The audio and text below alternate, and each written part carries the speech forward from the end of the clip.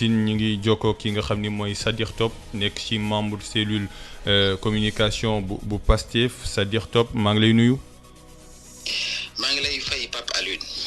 jamono ji jot nga ci xibaar bi bu njëkk mooy parti Pastef bi nga xam ni daan nañ ko dissoudre d'abord loolu ban réaction nga am.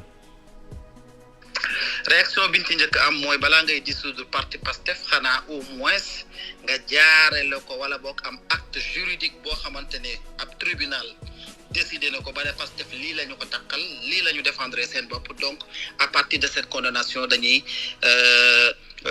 dissoudre li nga xamante ne moom mooy Pastef mais lii aussi am tey Pape Alioune lu ñu xaaroon la ñun parce que xam nañu ñi ñuy xeexal ban genre la ñu. xam nañu ne ñoom lii rek moo leen dese woon te maa ngi koy wax tout à l'heure ci yeneen espace maa ngi naan leen ñoom carte yi ñu amoon yëpp abattre nañu ko téye Ousmane Sonko dissoudre Pastef c'est-à-dire que ñoom amatuñu. Sadikh Top yaa ngi ñuy dégg Sadikh Top xam nga nguur gi dafa suspendre li nga xam ni mooy connexion bi. moo tax day jafe lool. Sadikh Top yaa ngi ñuy dégg waaw. maa ngi leen di dégg ma ne comme ñoom la ñu mënoon def nañ ko fa ñu mënoon a yem nañu fa léegi nag c'est de notre responsabilité nous membres du parti c'est de la responsabilité des jeunes partis mais c'est de la responsabilité de la jeunesse sénégalaise ñu xam ne lii c'est une insulte ñu xam ne lii c'est un coup de poing en plein visage du peuple sénégalais et le peuple sénégalais saura réagir mais li wér te wóor mooy seen décision bii ñu jël décision la boo xamante ne gis nañ xam nañ yeneen décision yoo xamante ne jot nañ ko fee jël te mujjul antu te bii aussi c'est voué à l'échec parce que nag fi ñu toll nii Pape Alioune on ne va pas suivre la logique de l'orthodoxie na wax ji rafet non nañu seet li mooy état lan mooy état ñoo xamante ne ñoom la yor état lu mësta am ci réew mi acharnement bi nga xamante ne toppee nañ ko Pastef toppee ko Ousmane Sonko kenn mësu koo gis te lii mësu fee am lu dul ci régime Macky Sall est-ce que ñun dañuy toog daan ne way jël nañ seen décision dañu koy subir est-ce que ñun dañuy toog daan ne way ñoo ngi jàpp suñuy nit dañu koy subir sans réaction on ne va pas le faire et nous n'allons jamais le faire. loolu di def jamono ji Sadikh Top juridiquement communiqué bi génn na le parti Pastef n'existe plus juridiquement lan moo nekk la suite de l'affaire.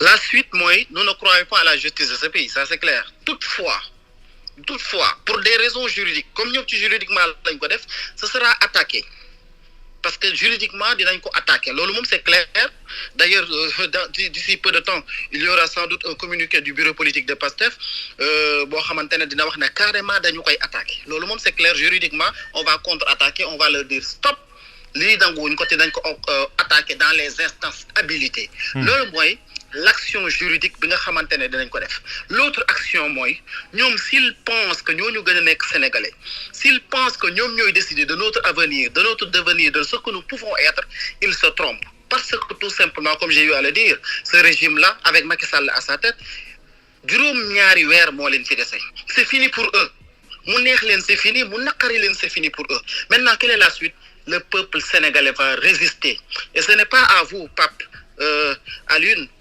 que laa lay wax ne la nous allons résister vous le savez très bien c'est notre habitude de dire non quand une injustice nous tombe de cette façon sous le régime de Macky Sall nag c'est trop nous allons réagir et juridiquement comme j'ai dit nous allons l'attaquer juridiquement mais les Sénégalais vont réagir. En français, Sadikh Top, le parti Pastef vient d'être dissous par le ministre de l'Intérieur. Vous qui faites partie de la cellule communication du parti Pastef, quelle est votre réaction après cette décision du ministre de l'Intérieur? Cela ne nous surprend pas venant de ces gens-là. J'ai eu à le dire. Ils pensent représenter l'État, mais ils n'ont pas l'étoffe qu'exige un homme d'État.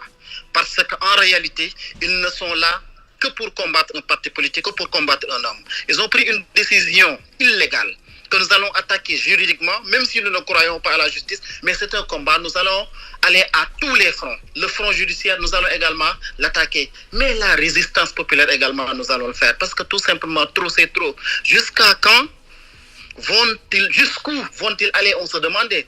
C'est la question que les Sénégalais se posaient. Maintenant, on vient d'avoir la réponse. Ils viennent d'abattre toutes leurs cartes.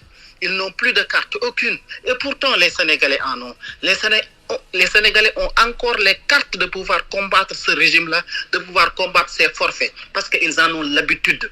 Ils ont l'habitude de nous attaquer, ils ont l'habitude d'exercer une violence inouïe contre nous, contre les cadres de notre parti, contre le président Ousmane Sonko. La suite, nous la connaissons.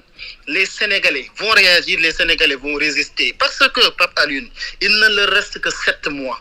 Macky Sall et son régime, il ne leur reste que 7 mois.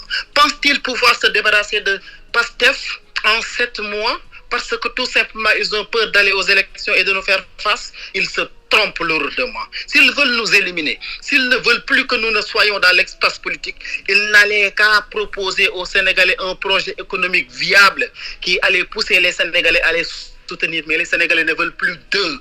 S'ils veulent vraiment nous éliminer, qu'on aille aux élections et s'ils nous gagnent démocratiquement et de façon transparente, nous dirons qu'ils ont gagné. Mais tout cela, ils ne comptent pas le faire parce qu'ils savent qu'ils sont insignifiants. Le parti Pastef, ils n'ont que le pouvoir d'État. Et le parti Pastef dissous, Ousmane Sonko sous mandat de dépôt, est-ce qu'on peut dire actuellement c'est la fin?